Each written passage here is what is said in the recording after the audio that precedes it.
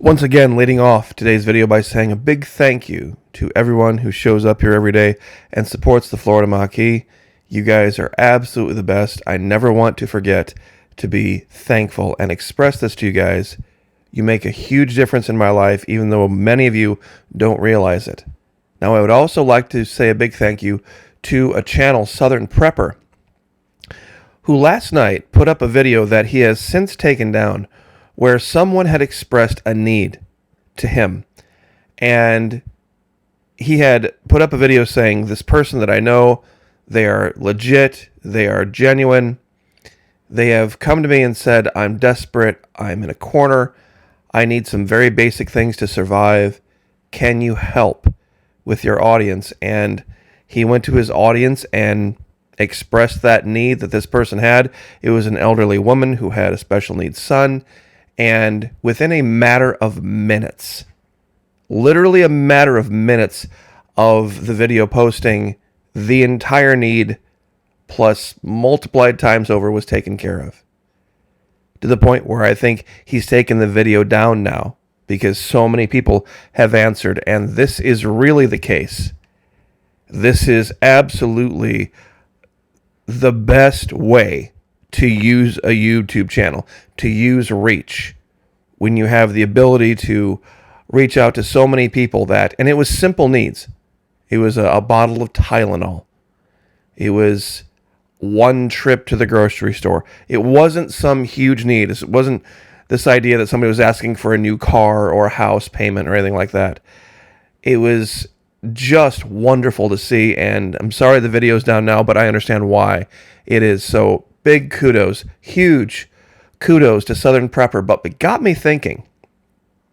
It really did get me thinking about what the realities of a grid down, power down, without rule of law situation might be, and situations that you might find yourself in, and how having a certain command of your mind might give you a huge edge over those who just react emotionally. That's what we teach, of course, over at the Patreon channel. That's why I have the limit set at the absolute lowest possible, $1 per month.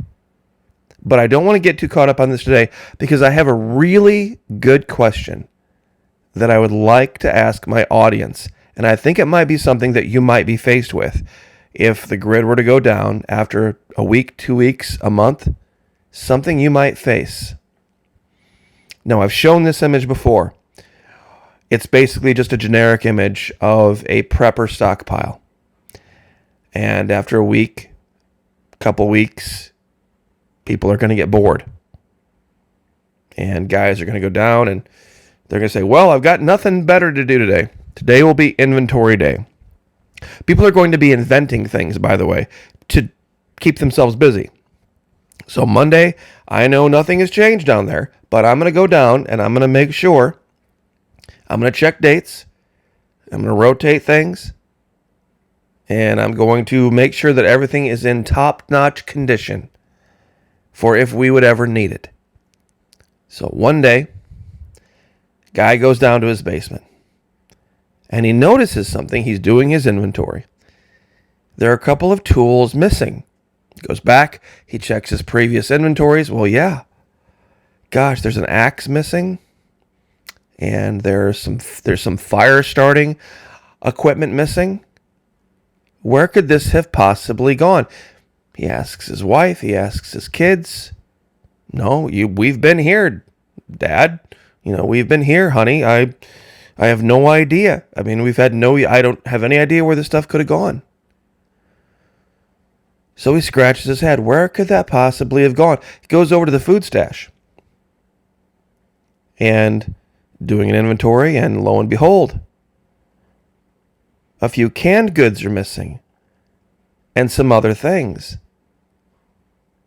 And he's scratching his head. Honey, kids, did you take these cans? No, we have a standard thing, a standard rote amount of things we use every week. And, we account for it. We write it down. Where could this stuff have gone? Where could this stuff have gone? Then the guy's wife makes a remark to him, or his daughter, or his niece, or maybe mother, grandmother, whoever. You know, a couple weeks back, or actually maybe a few days back, I could have sworn I saw somebody looking in the window at me. You remember when I told you about that? And you said it was just my imagination, there was nobody out there. In fact, you went and checked and you couldn't find any evidence of it. And I've just had this kind of weird, creeping feeling that once in a while there was somebody there that, I couldn't really put my finger on. So now you have a couple of different events. And you're like, those things should not be missing. And now I have this other thing. So maybe it is warranted now that I go for a walk. So you call up a buddy and say, hey, I've had this going on. Would you agree? Come over. We're just going to do a quick security check around the area. We're going to go out a little bit farther than we normally do. And you do. You go out and lo and behold, just a little bit farther out, maybe a half mile, from where you normally do your security perimeter check, this is what you stumble on. You got 3 young men sitting around a campfire, eating some of these goods, and you look and you notice a very familiar axe that you purchased a long time ago in a piece of wood. And so your buddy, you look at each other, they're maybe 9, 10 years old. This is the moment where you're going to have to make a decision. Do you walk away?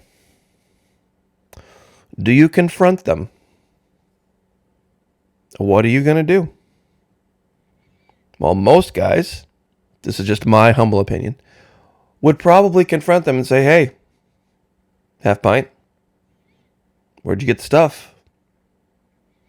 Now, some young men this age would likely have the idea that they were going to bolt. This is why some might say not a good idea to confront. They're just going to bolt. And a kid this age is probably going to outrun a middle-aged or older man in the middle of the woods at night. You're never going to get him. What are you going to do? Let's say they don't bolt and you have the conversation and they say, our parents, they're gone. We don't know where they were. We don't know where they went. We lost them some time ago. Whatever the excuse was, we had to figure out a way to survive on our own. And yeah, we stumbled upon your house and we noticed once in a while it had lights at night when no one else did. And so we would occasionally take a look. And we saw that you guys were doing all right. And, we saw some other things too that, well, honestly, sir, maybe we shouldn't have been looking at, but we did anyway. 'Cause they're boys. Now, in reality, they've taken food out of the mouths of your loved ones. In reality, they've stolen your equipment. But they're kids. And you couldn't possibly really say that they knew any better because of the way they're reacting, because they knew what they were doing was wrong.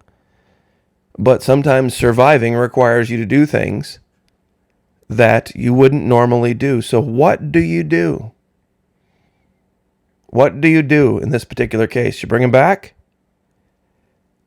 You bring them back and let her take a switch to them? Their pants around their ankles because they peeked at her one night in her nightie? What do? If you add them into your survival group, now you have seriously compromised the long-term ability of your group to survive. Because now you've got 3 new mouths to feed, 3 meals a day. Logically speaking, forgiving is the wrong thing to do, isn't it? But what do we know the right thing to do would be? I'm sure I know my audience already has their answers. Of course, you bring them back. And yeah, maybe they get a switching from your wife. Big deal. They're going to be alive tomorrow, and the next day, and likely the next week. Now, if you can forgive this, in reality where you actually lost something, a tool, some food, why is a simple forgiveness of an ego bruise such a big deal to so many? Well, some might say, well, Florida Maki, she knew better. That's why I've shown this image. Because this guy literally lost nothing. I would highly recommend, I don't normally assign homework to the audience here. I do regularly over at the Patreon channel. There's a movie from 2016. There are only 6 people in the entire movie. And it is absolutely one of the best psychological thrillers that gets down into the weeds of the psychology of why sometimes people believe they've lost something when they haven't lost anything. And sometimes people are willing to give up everything they have based on the idea of having lost nothing. Truly. The movie is just titled Adulterers. That's it. It's an hour and a half, and believe me, 20 minutes in, you're going to think you have it all figured out. 40 minutes in, you'll realize you have no idea what's going on. 60 minutes in, you'll think once again, oh, okay, I've got this. And by the end of the movie, you're going to be sitting there with your jaw open. This movie is spectacular. And for those of you worrying, no, it is not NC-17. It's not even hard R. There is one incredibly tiny, brief scene of about 5 seconds, of 6 seconds maybe, that might be construed as possibly R-rated, but it's 5 seconds out of a 90-minute movie.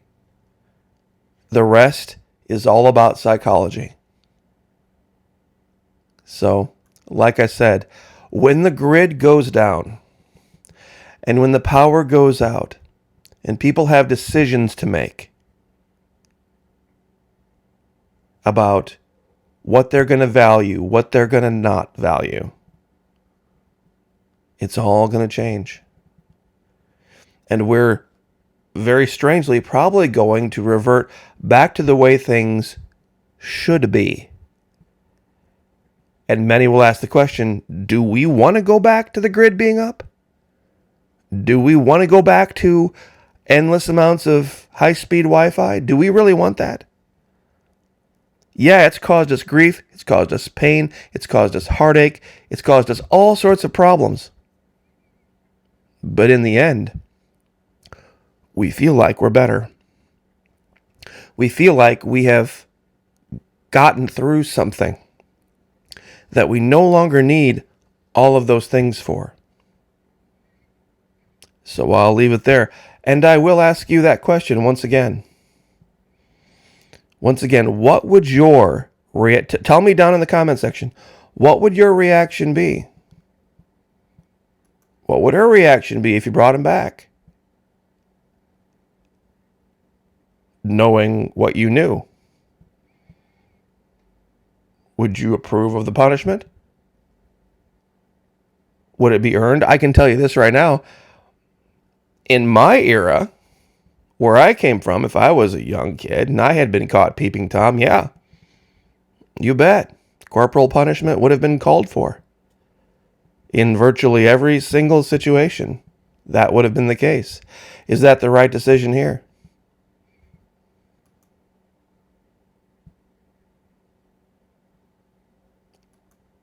There are some things about prepping that a lot of people don't think about. And that's what we need to be doing now. Wargaming. Would love to have you over at the Patreon channel. It's only $1 per month.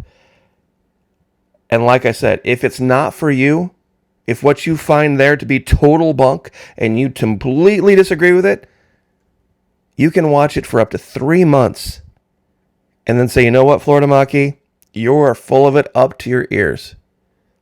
I want my $3 back. No questions asked. Would love to have you there. Psychological Operations 101. God bless. Like, share, subscribe. Southern Prepper, well done. Well done. God bless you too. Like, share, subscribe, and we'll see you guys next time.